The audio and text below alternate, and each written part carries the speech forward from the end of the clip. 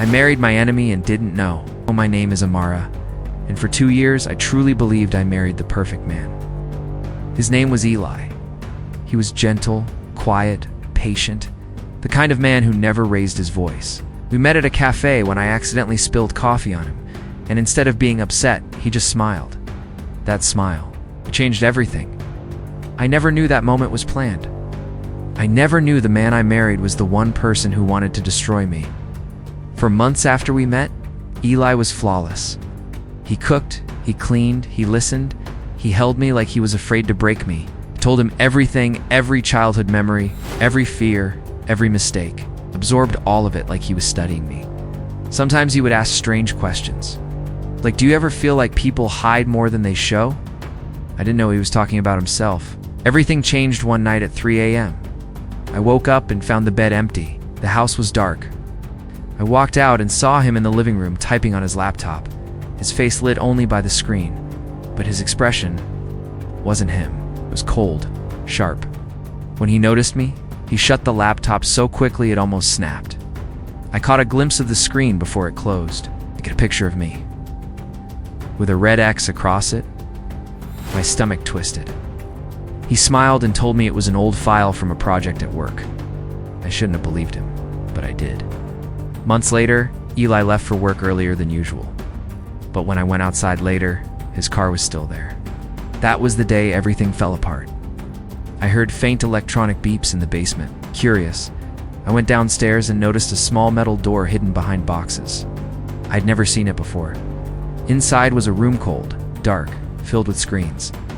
Every screen showed live footage of my home, my bedroom, my kitchen, even the bathroom. And then I saw it. A file on one of the screens titled, Operation, the daughter of Sekou.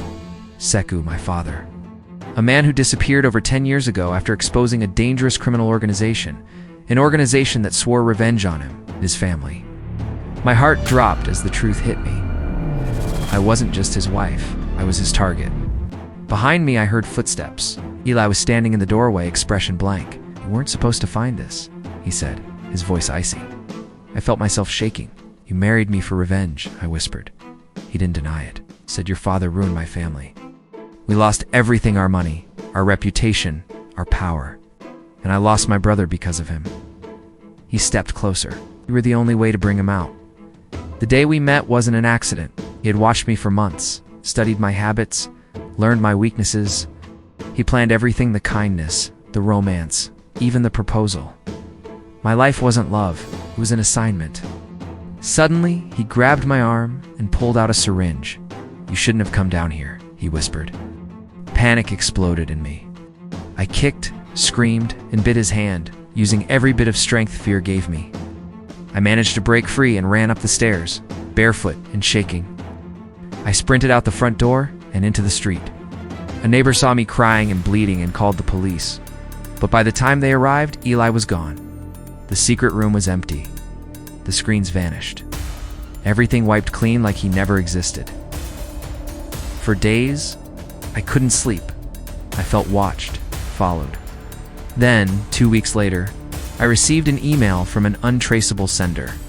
No subject, no greeting. It's just one sentence. "You escaped this time. But our story isn't over." Attached was a photo, a picture of me. It was taken that same morning, inside my bedroom. Meaning he had been inside my house while I slept.